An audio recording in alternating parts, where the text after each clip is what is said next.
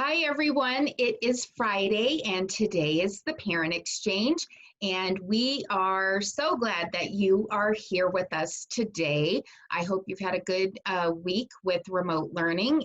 We all know that schools many of them are going back to remote learning after having a period of in-person learning due to COVID. And so we saw an uptick in members joining the group this week, and welcome to you all if this is your first week joining us for the Parent Exchange. And our goal with the Parent Exchange is to bring in parent advocates and those out there that are supporting parents during this challenging time while they're educating their kids at home or in some hybrid fashion, either with full-time online or remote learning. And so we're glad that you are here. And my guest today is Marilyn Muller, and she is here.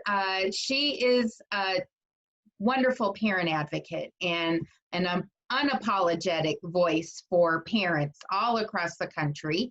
And she founded Moms for Free Appropriate Public Education. And if you are a parent out there that has a student that has an IEP or a 504 plan or any kind of special need, Marilyn has really rallied parents over on Twitter to talk about their experiences, share their stories, and talk about how sometimes our education system is not honoring free and appropriate public education with fidelity for those students in those subgroups. And her voice is really important. And the work that she does with parents, just giving them a platform to share their experiences it has helped me as an advocate to get out of my own bubble and to see what other families are experiencing. And I really wanted to have her here today to talk about her experience as a parent with public education and having a student with a learning difference or a learning challenge, and to talk about kind of what we can do as parent advocates to be the best advocates for our kids, how to navigate the systems that we have to work in to get our kids the education that they need, and to kind of point us in the right direction during COVID and what we know is going to come out of COVID, which is learning loss for a lot of students and challenges that they may face coming out of this. And I want parents to be prepared. So Marilyn, welcome. Thank you for joining us. We're really glad that you're here. Go ahead, introduce yourself and tell us a little bit about your family, your kids, and how they inspired your own advocacy. Okay. First of all, thank you for having me guest, and good evening to all the parents out there in the Facebook universe. I am one of 8 children, originally from Charlottesville, Virginia, and I moved to the Northeast in '94. And my husband had 2 young children when I met him. And we married and have a biological child together, Lauren. So I have 2 stepchildren, which really are my children. I've known them since they're 5 and 7, and they're now 24 and 22. And Lauren is 13. So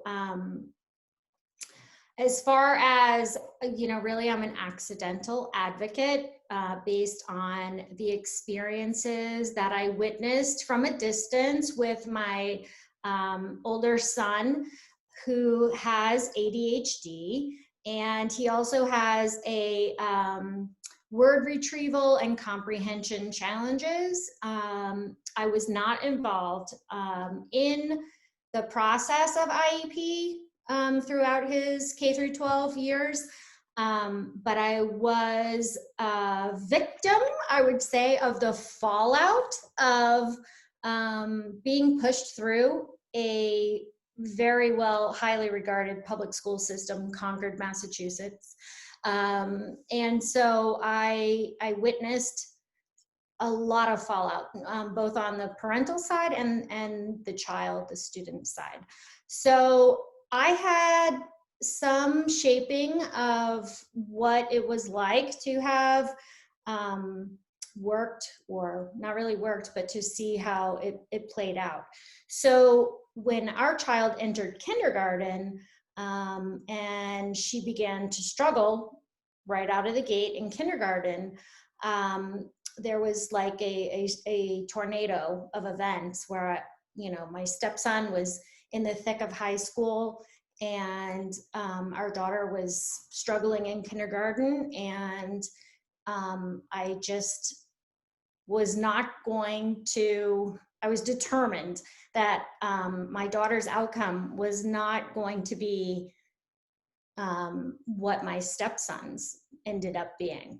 And so I kicked myself into high gear and, it took a while to get her situated to where she is now, but where she is now is she's thriving. And so now that she's settled and thriving, I've been able to share my experiences and my missteps, and really try to push the needle forward with free and appropriate public education through my advocacy. So what is FAPE? What is free and appropriate education? I think a lot of parents, I know for my experience, I got a call in first grade, and the teacher said something's not right, and we need to, have him tested and all of these things. And I had all these acronyms coming at me, FAPE and IDEA and IDEA, and what does this, 504 plans, and what does this all mean? And I didn't even, you just get so overwhelmed. I didn't even really understand what was happening and what we were trying to do here. Explain for parents who maybe don't understand, but what is FAPE? What does that mean for students and for families? Sure. FAPE is the guarantee within the Individuals with Disabilities Education Act, which the acronym is IDEA, okay? But within that federal law is the guarantee for children that learn differently or have a disability, which encompasses gifted and talented as well as the learning challenged. So you think of an atypical learner or non-neurotypical, okay? So what it means is free. What is free? Free means that all eligible students with disabilities will be educated at public expense, and there is no additional cost to the parent. You do, however, have to pay the same incidental fees such as your taxes. Okay? Yeah. But it's supposed to be completely free. All right? What is appropriate? A for appropriate means that your child with a disability or difficulty is entitled to an education that is appropriate for them, tailored and planned to meet their needs. And hence, that's where the individual education plan comes in, okay? Or IEP is the acronym. This is the part about FAPE that I think needs to be revised to clarify, and that is the public piece, okay? This refers to the public school system, okay? But children with disabilities or unique needs or gifted and talented needs, regardless of the severity of the disability, they have the right to be educated under public supervision, all right? Many children will be educated in the public school. In some cases, they might be educated in a private school, okay? It's all about, or it's supposed to be all about, what the child's needs are. So I like to, recently I've been sharing, I think it should be revised to say public funded, okay? Because people think, oh, you have to be in a public school. and you'll come across a lot of special education directors within districts that will say the least restrictive environment and public education. That means like in the public school building. No.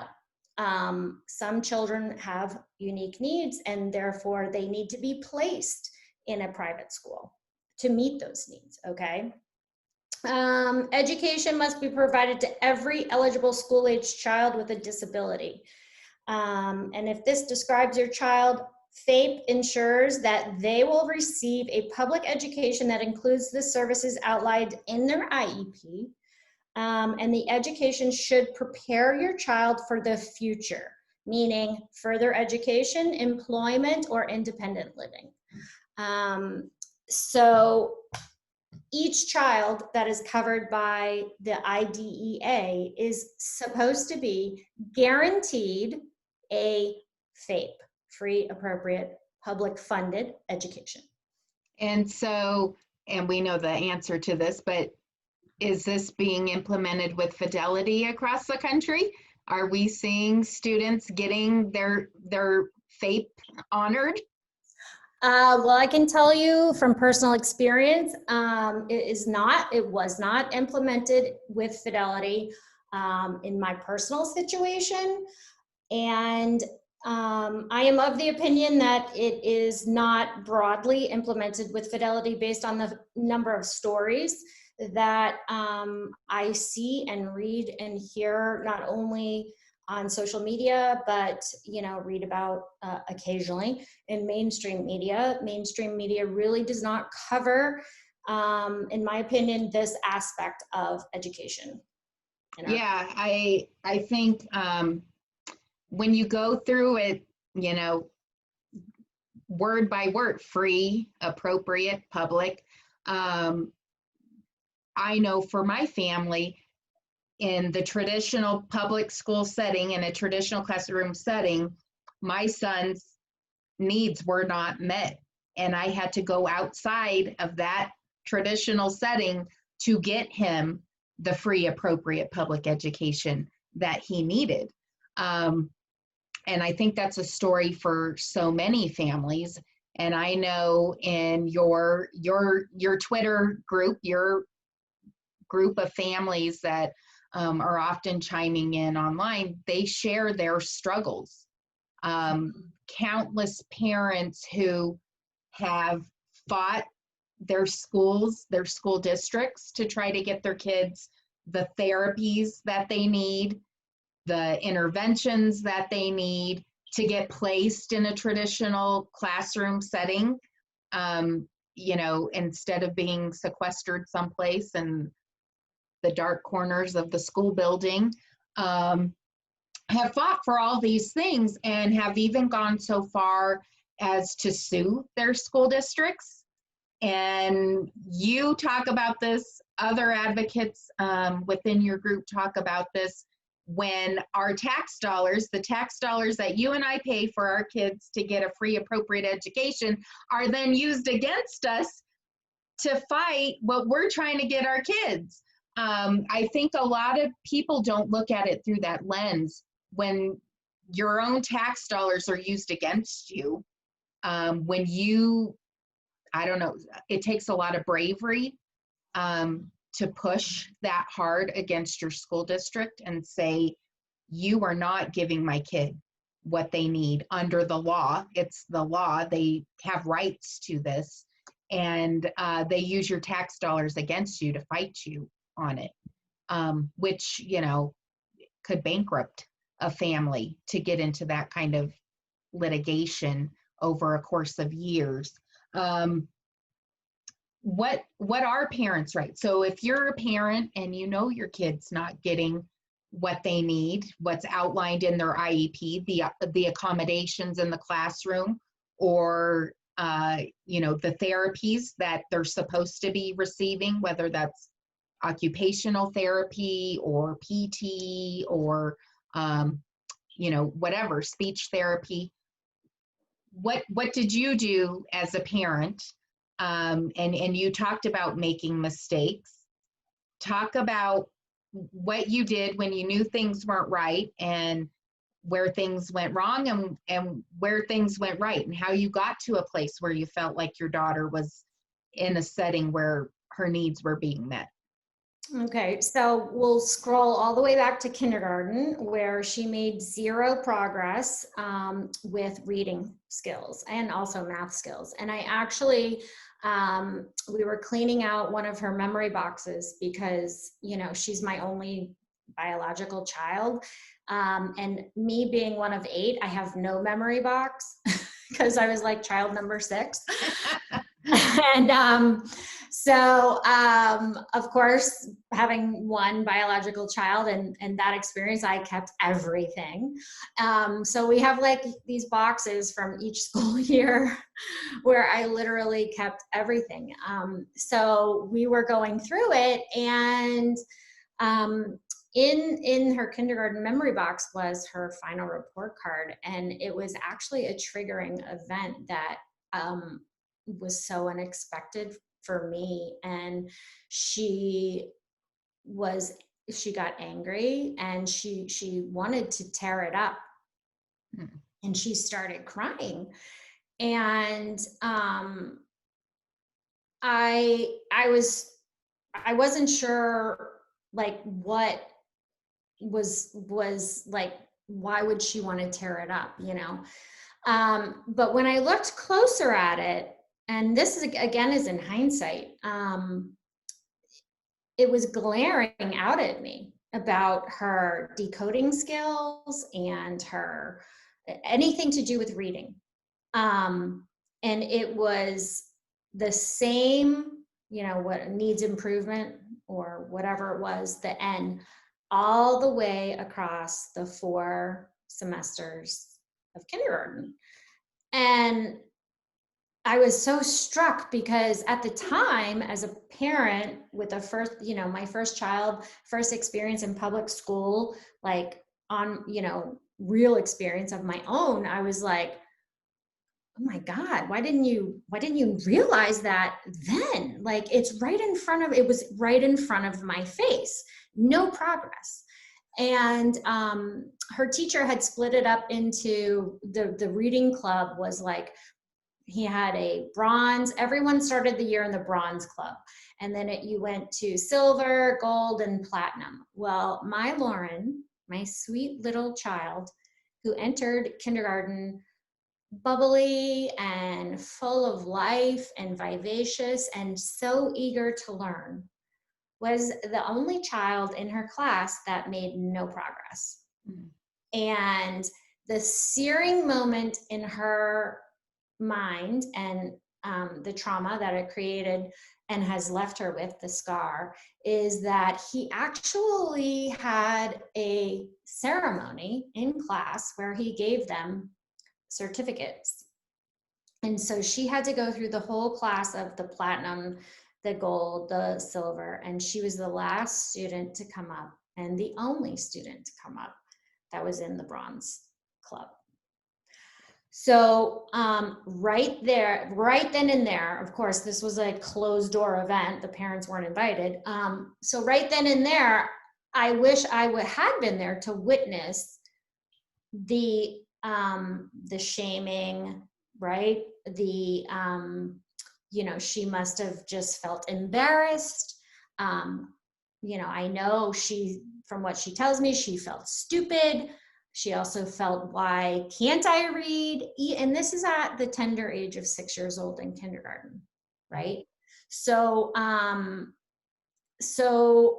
of course, that was all in hindsight. So I guess my point is, parents, pay close attention to, as we do, I think you get caught up in the struggle.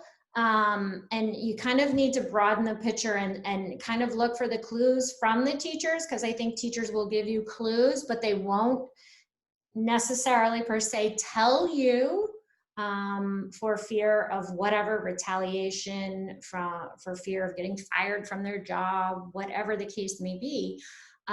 Many teachers would tell me off the record, you know, not to wait, to get Lauren evaluated. and to trust my intuition. And so that was mistake number one. I really wish that I had pushed harder when she was in kindergarten and not listened to the, oh, she'll catch up. It's developmental, blah, blah, blah. That's also what we know is the wait to fail approach. Okay. And I myself am victim of the wait to fail approach and believing in it. And therefore my child fell victim to it. And it caused, great emotional frustration and really scars. I mean, my child is scarred. Those memories are seared. And, I think now in the situation she's in, she's a more resilient child, but she has experienced so much trauma, more trauma in her 13 years than I have in my 49. Yeah. So this is real stuff. Really what I did, just to be a little quicker, is since the school would always gaslight me about evaluating her for any learning disabilities or differences, in first grade, by the end of first grade, I had it. She was working with a tutor from the school. A teacher from the school was her tutor over the summer and after school. And she just was not making progress, and her frustrations level was increasing, and she didn't want to go to school anymore. And she would have temper tantrums at pickup almost every day. And I was frustrated because I knew she was a bright child. She's very articulate. She has amazing vocabulary. She can sing and like songs that she's heard one time on the radio when she was 6 years old, and she has all these amazing qualities. And so I knew she was a bright child. But why couldn't she learn, first grade math and spelling and sight words? And she couldn't read. And so I reached out to, fortunately I live in Massachusetts, reached out to what at the time was, and I believe still is, the number one hospital in the country for neuropsych evaluations is Mass General Hospital. And there was a 1-year wait list. So why was there a 1-year wait list? I was like, oh, wow, I'm not the only one, right? So that kind of tells me if there's a year wait list, pretty much all those families, or majority of those families, have been denied an evaluation at the school, right? Why would they seek an outside evaluation when it's the school's legal duty to evaluate the child? So I was struck by the 1-year wait, and I really had to decide, okay, do I just go to a different evaluator, that I can get in to see next month? And I was like, no, I'm not going to go through this. I'm not going to subject my child to that. Now, that was my rationale at the time. In hindsight, I probably wished I had been more aggressive and been like, am I on the cancellation list? I'll call you once a week. I need to get in there now, because as we know, or as I know now, the earlier you attack these struggles, the better it will be for your child for a whole host of reasons. And the number one reason is not academic. It's actually their self-esteem, their self-confidence, their sense of accomplishment. My daughter's first experience in school is failure, right? She failed at learning to read. She failed to make progress to learn to read. And she's never going to forget it. And the guilt within me is significant, but it's also, I try to reframe the guilt into a passion to ensure that other children don't experience that trauma. So, you as a parent know when your child is struggling, trust your intuition. Do not listen to the gaslight of any educator in your district. Definitely. So once she was evaluated, it was the beginning of second grade. So we waited that year. While we were waiting that year, she had tutors, right? Private tutors. So here we are paying for tutors, and here she is spending extra time out of her child life, right? So she'd go to school all day, and then she'd have tutors in the evening, and she still wasn't making progress. So that was extremely frustrating. So fast forward, she's, has her day at Mass General, and, she has like a whole learning and emotional assessment, evaluation. And at the end of the evaluation, Dr. Fricelli is like, oh, Lauren's dyslexic. Like, and I'm like, oh, okay, that explains everything, right? But the way she conveyed it to us was like, oh, she's just dyslexic. She learns differently. And I was like, where was that attitude with school? Like, why didn't they say in kindergarten or first grade or second grade? Oh, Lauren just learns differently, right? So, there was a piece of me that had like this, like moment where I was like, huh, what does this mean? Because at first I didn't know really what dyslexia was. And I'll be the first to admit that I thought it was about reading things backwards, and that's not what it is, So I took all this information, and the first thing I did was I went home and I was like, wow, like, it felt like a heavy weight on my shoulder as a parent, like, that I had failed, and, here we are already in second grade, and it's so important to have to attack these challenges and identify these challenges as soon as possible, and typically, ideally, in kindergarten, and so that they can be addressed immediately, and you don't hit the third grade wall. I don't know how many people have ever heard of the third grade wall. But we were so close. I mean, I look at it as kindergarten and first grade were a waste of time.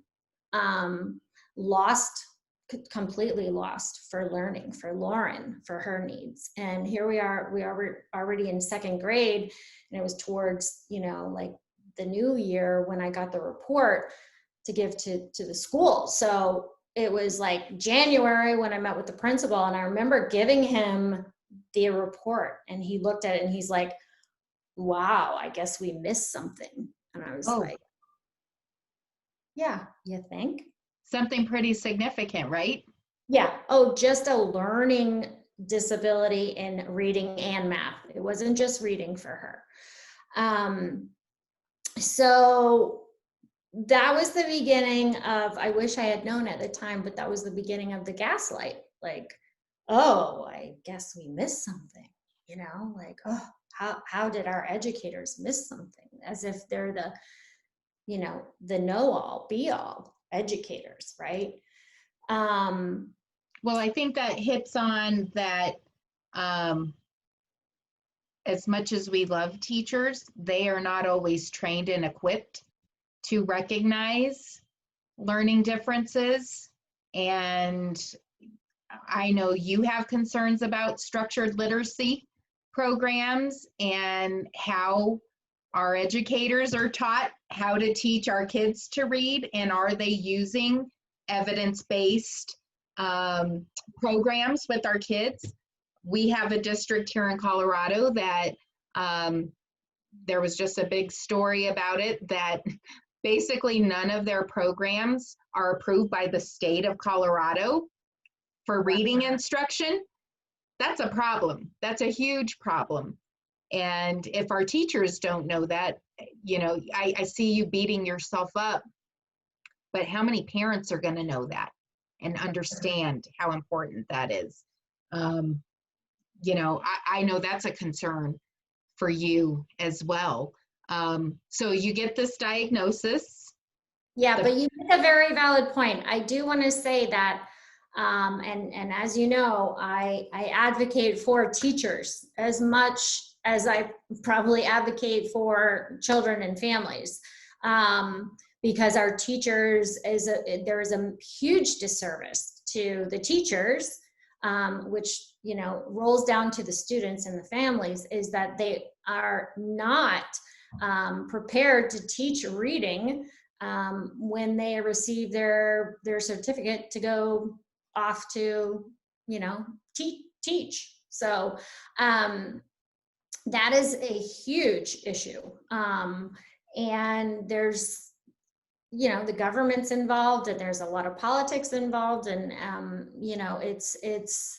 it's striking. Though I don't know how many of your viewers are familiar with like Emily Hanford's journalistic reports, but I'm a huge fan of Emily's because I think she is amazing at putting all of this into just a layman's terms for anyone to understand about why kids struggle to read. And it's not always because they have a learning difficulty or disability. I would say probably more often than not, it's because the teachers don't have the tools or the knowledge or the appropriate curriculum to actually teach our children to read. yeah. So, and I don't know how many of your viewers have ever heard the term, but they call it dysteachia, which is like a disability in teaching.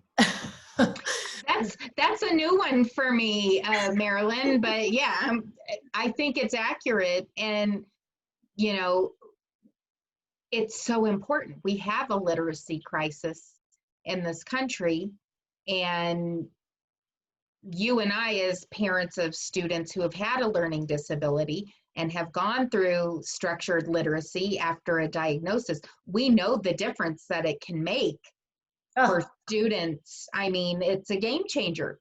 And I don't know about once my son started receiving those kinds of supports and that kind of instruction, his life turned around. Yes. That he was finally able to achieve and to make progress. And there's still too many kids who aren't getting that kind of reading instruction, which then feeds into every other subject that they're working on. If they can't get those literacy skills, it's going to be a barrier to everything else that they're doing. So go back and talk about, so you finally, the school's got the report, and you know that your child needs this IEP. What happened? Okay. So, of course, the school, because I went and got my own independent evaluation, they were like, well, we have to evaluate Lauren. And I'm like, huh, okay, because she's only been, evaluated by Mass General Hospital, so I guess you can't trust that report, right? So they do their own, school evaluation, and of course it comes out consistent. Ooh, wow. What a surprise, right? And so she qualified for an IEP. And I actually thought that, so naive of me, because her neuropsych was so thorough that there was actually like a diagnostic prescriptive section, right? So you have the diagnoses and then you have the prescription written out. Lauren needs, structured literacy, blah, blah, blah, also known as what you'll hear me refer to a lot as Orton-Gillingham, okay? Because it's even used right in her neuropsych. Lauren will benefit from Orton-Gillingham intervention, okay? So right out of the gate, we went in, I thought I was handing them like this wealth of knowledge. Here, this is how you can help my child. And they were like, oh yeah, no, I thought I would hear, oh, sure, Mrs. Muller, we have a plan, we have that. Like, we have a protocol for dyslexia, right? I mean, shouldn't they have a protocol for dyslexia? Because it is the most common learning difference / disability in the world. Okay. So, but no, they don't. Each state is different. Each district is different within your own state, right? So, but spelled out in her report was what she needs. Lauren needs, 5 days, one-on-one. Orton Gillingham, 45-minute sessions is really what they are, where they work on, phonemic awareness, and they work on all of the decoding skills, and they work on the rules of spelling. And it's very intense and structured, as you know. So that's where we immediately came to, I came to understand that it is not a team. It's not an IEP team, because I didn't have equal say in determining the services she received. It wasn't like, okay, we can agree that Lauren is dyslexic, right? And it was like, well, we're not sure. And I'm like, no, I have a diagnosis, like Lauren is dyslexic. So, and she needs Orton Gillingham. And they were like, well, we don't do Orton Gillingham in this district. Okay. And I was like, okay, well, what do we do? And so it was very eye-opening and very scary, actually, to think that here I was in Massachusetts, is supposed to be the best state in the country for public education, and I live in an A-rated district, and it's well funded, and they have supposedly wonderful teachers. Most of them are tenured and 20 years of service and blah blah blah, and they don't know how to address the most common learning disability, in the world. So that was eye-opening. And sort of to make a long story short, from the very beginning, we had to negotiate the services that Lauren would receive. It was like, doctor recommends daily Orton Gillingham, but we're going to offer you 2 days a week. And she needed also math support, and no, that would only be 1 day a week. So it was like, no, doctor says I need 5 days a week. I want 5 days a week. And they were just insistent, like, we can't offer you that. We can't this is what we can give you. So how long did you stay in that? Yeah. Did you just throw your hands up? Did you No. say, we'll try it? What happened? So my first IEP meeting, I went alone. Okay. And I just was there to really see what they would throw at me. Right. So they had a proposed IEP. It was all really primarily, directed by them. I really had very little input. And I took that with me, and I immediately went and hired an advocate. Okay, because I thought I should get an advocate. This is not my expertise. I worked in financial services. I didn't know nothing about learning differences or IEPs or any of that. So I hired an advocate. That was mistake number one. In hindsight, I should have hired or worked with an attorney. In my opinion, I should have worked with an attorney that doubled as an advocate, because for the very one specific reason that then you have the person that potentially could be taking you to due process in from the very beginning, okay? So that they can see how the district works with the team, how well they work with you as a parent. Do they include you? And also, so they see their negotiation tactics, and they can build the case from day one. And you don't have to retell the story, so to speak. Okay. So, and not to mention that our advocate made a mistake, because Lauren got her math services, and after one semester, she met the benchmark for according to their testing. And so they took her service away. Okay. Because obviously if you meet one benchmark, your disability isn't going to follow you and you're not going to have any issues. Or that makes sense. Right. Yeah. And the other thing is, no, the child made progress because she had the extra. Yeah. What happens after you meet this one benchmark? Yeah. So, and in hindsight, he should have, and parents can look into it. It's called the stay put law. Okay. So, I didn't know that at the time. I was trusting my advocate, and I signed off on an IEP that took away her math services. Okay. When really he should have instituted the stay put law, which the stay put law says, you can't take away my child's math service. It might have to stay put at the same level. That same level. I don't care. But what you're saying is by instituting the stay put laws, no, I don't agree.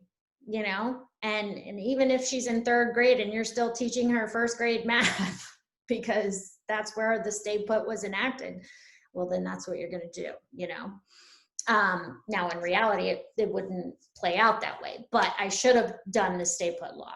Of course, I should have. So did you eventually end up going through due process? And I'll tell you why.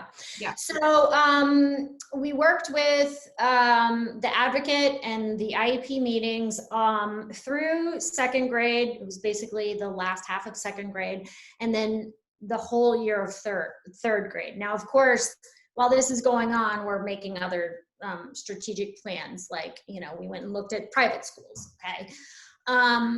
And the caveat in my story is that when Lauren got her dyslexia diagnosis, we are very fortunate to live close, like 2 towns away from one of the best dyslexia private schools in the country.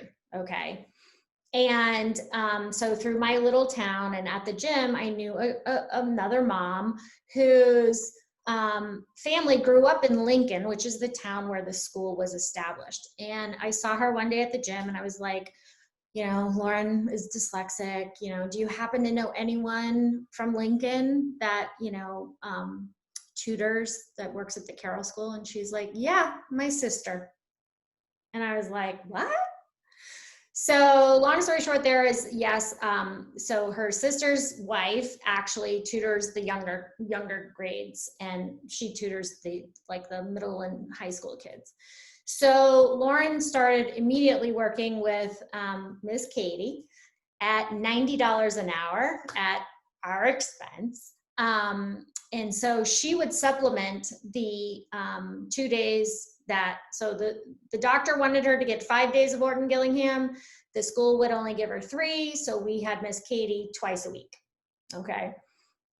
So Miss Katie was actually the reason for her progress. And why do I know that is because while we were negotiating in the IEP, we finally got them to agree to a certified Orton Gillingham trained teacher, okay? Or what I thought was a certified. So this is the misstep, huge one, number 3, okay? And even the principal put it in writing that she was receiving the Orton Gillingham approach, 3 days a week, 45-minute sessions. Well, of course, it happened way too late, I discovered, because under IDEA, you have 1 year to file your complaint, like an OCR complaint. Okay. Mm-hmm. Well, when I uncovered the lie, and the lie was that I had never asked to see the teacher's certificate for Orton Gillingham. You just took them at their word, right? Why? Like most parents would. Right. We inherently trust these people, and in my situation, I should not have. Okay. But I trusted them. Why? Because I had it in writing too. Not only did they say it in a meeting, oh, and by the way, I recorded all my IEP meetings. Okay. So I have it on tape recording too. But because I didn't uncover it within the year, by the time I had filed the complaint, it was over a year. And literally the state sent me back and like, sorry, this is outside one. Like, you have a valid claim, but it's after a year. And so there's nothing we can do.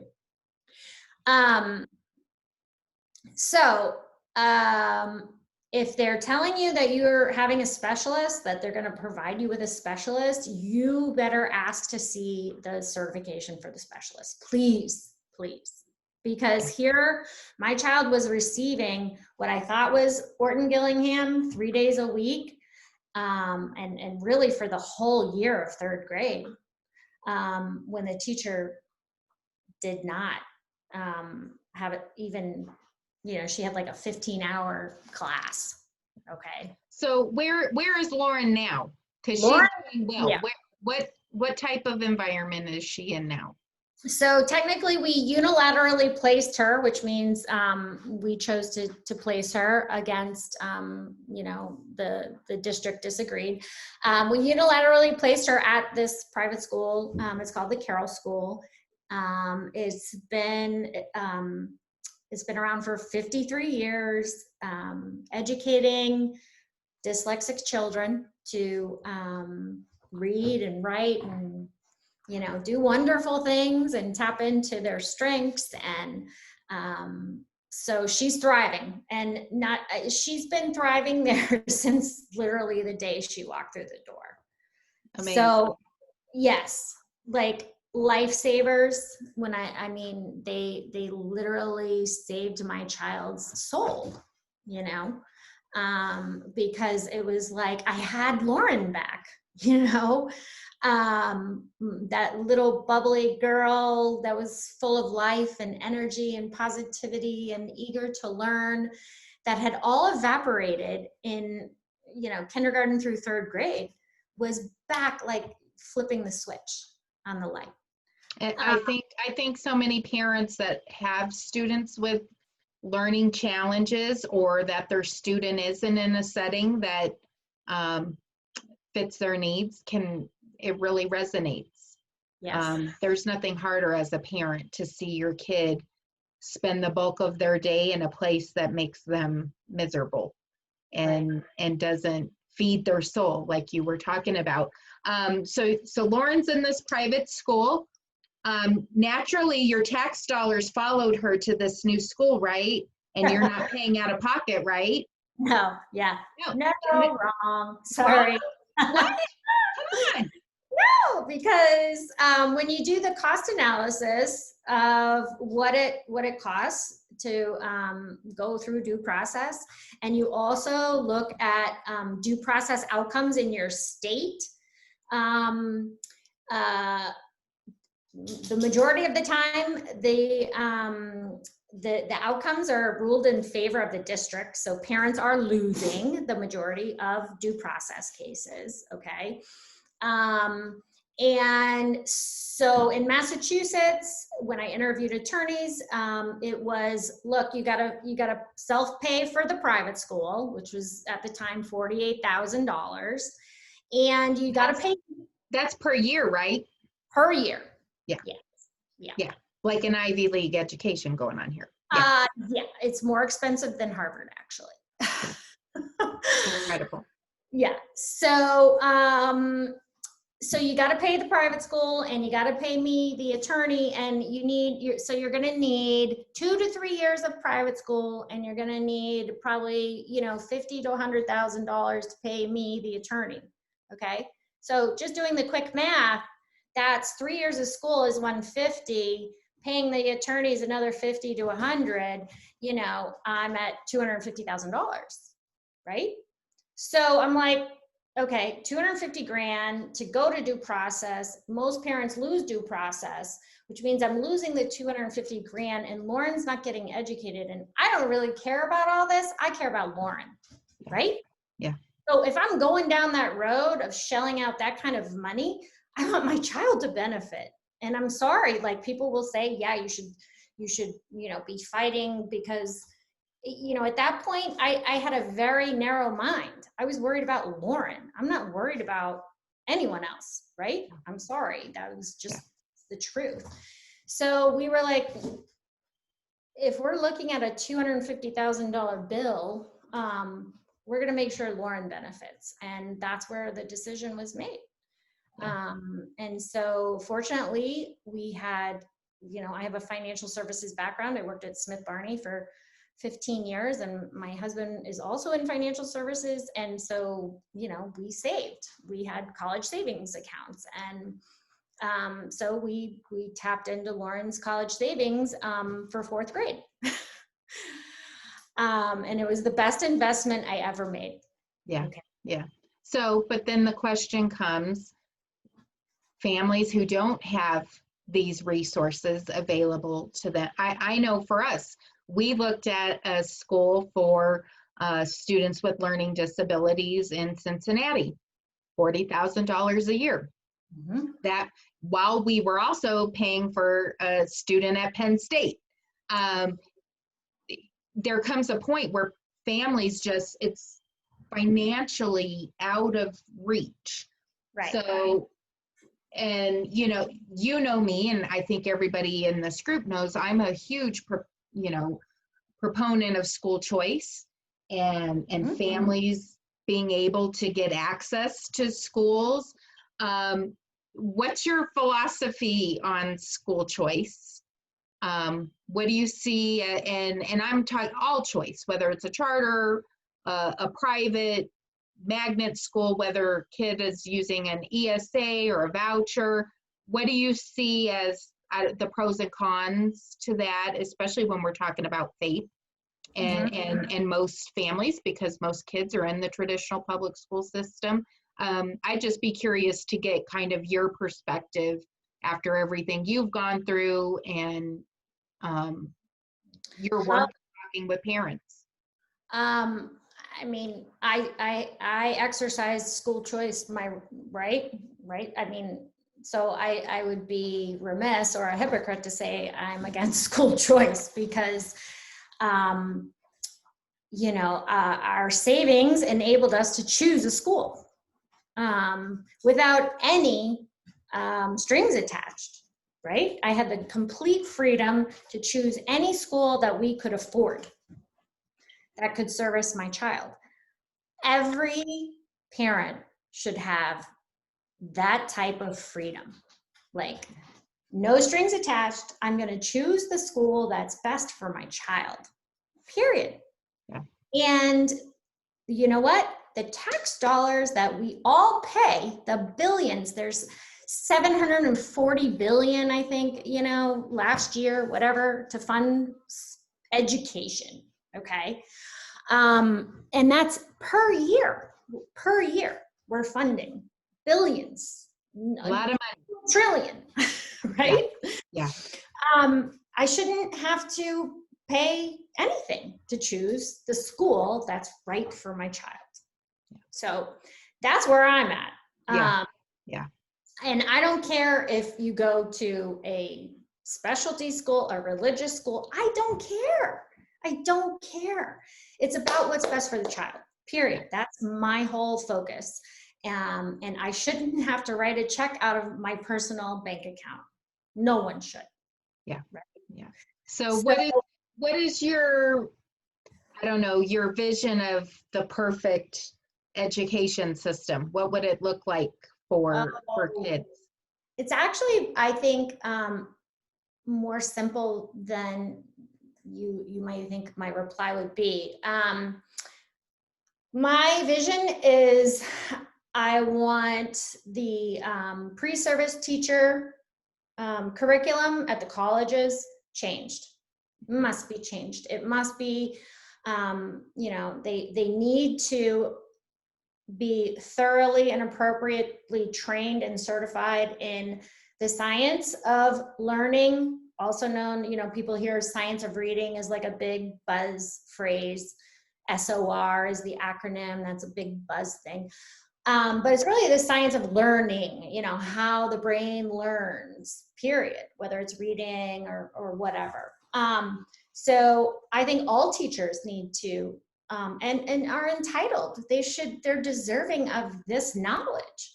I mean, we as taxpayers, we fund most of that research at a lot of these universities, and it's not being applied. So we're paying for the research, but it's not applied to our children. So, and they need to understand structured literacy. And why do we say, or why do I say Orton Gillingham? Well, Orton Gillingham's been around since the 1930s. Okay, Dr. Orton, I believe, was a Harvard doctor or professor or whatever, and Anna Gillingham was a psychiatrist. And they developed this method, which is a structured type scaffolded literacy method, okay, of teaching reading. And really, that method can be applied to reading, writing, science, math. You know, it's a multi-sensory, you know, project-based type method to teach children. It's very engaging, which is why children like it. Yeah. So I would say all teachers need to come out, at least at a minimum, K-3 teachers must be certified in science of learning and reading and structured literacy. And that needs to be applied in every single K-3 classroom at a minimum across the entire country, in every single public school. And I don't care if it's inner city or rural or whatever, it should be consistent, period. Yeah, I agree. And you know, we see more states coming out with these third grade provisions where if your kid's not proficient, they don't get promoted to the next grade. Well, if we're not giving educators the tools they need to make that happen, we're setting up a bunch of kids for failure and teachers for failure. I think you're onto something there.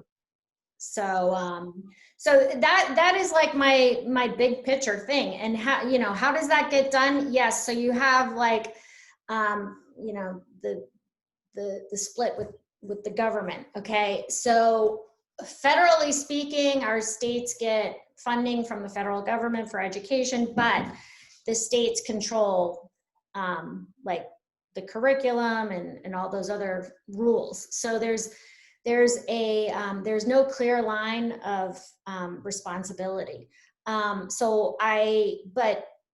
But the federal government has, you know, discretionary grant authority. So technically speaking, they have the ability to fund training and certification for in-service teachers, right? Because we'd have to wait years to get pre-service teachers out into the field, right? Yeah. So I was on a plane one time with a turnaround specialist for schools. And I asked her, I said, on average, you know, how long does it take to turn around a school? Like that's lost their what is it called? I forget. Their accountability. They're on the accountability clock. Yeah. So anyway, she said 1 to 3 years. So I'm like, okay, well, if you can turn around a school in 1 to 3 years, then you can turn around, you can turn around, you take the same rules and apply it across the board. That to me, in my vision, says I know I could turn around education, and that might be a bold statement, but in 1 to 3 years, because I've been to the Department of Education, and I've met with the directors of OSERS and OSEP, and I'm using these acronyms, but I have taken my personal time at personal expense, and I've, you know, hammered these people to meet with me. I'm not going away until you meet with me.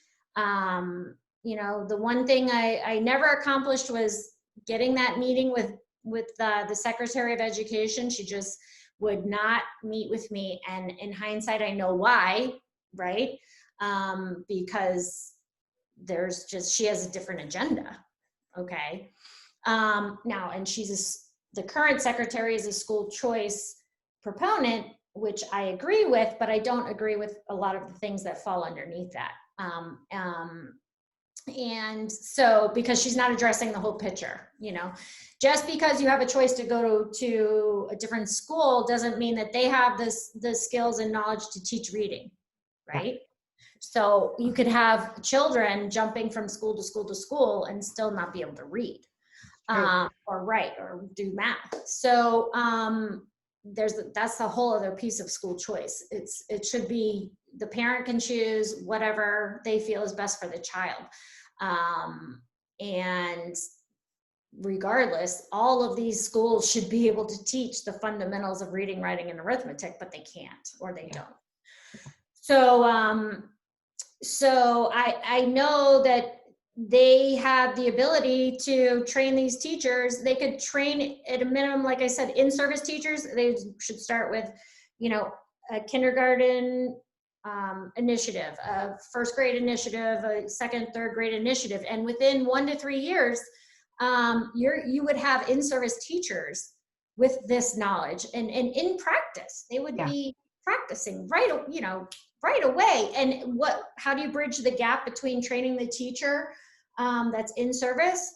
Oh, that's easy. I would hire in a structured literacy or Orton Gillingham fellow, because there's many out there that are independent and don't work with districts or schools. Mm-hmm. And they would be brought into the district to teach these classes while their teachers are getting trained. And oh, by the way, you'll be able to shadow me too. Yeah. Right. So the teacher would have a mentor. Yeah. Well, I think you're onto something, and I hope, I think the conversations that are happening around structured literacy are gaining momentum and starting to resonate. Just starting to resonate with the right people.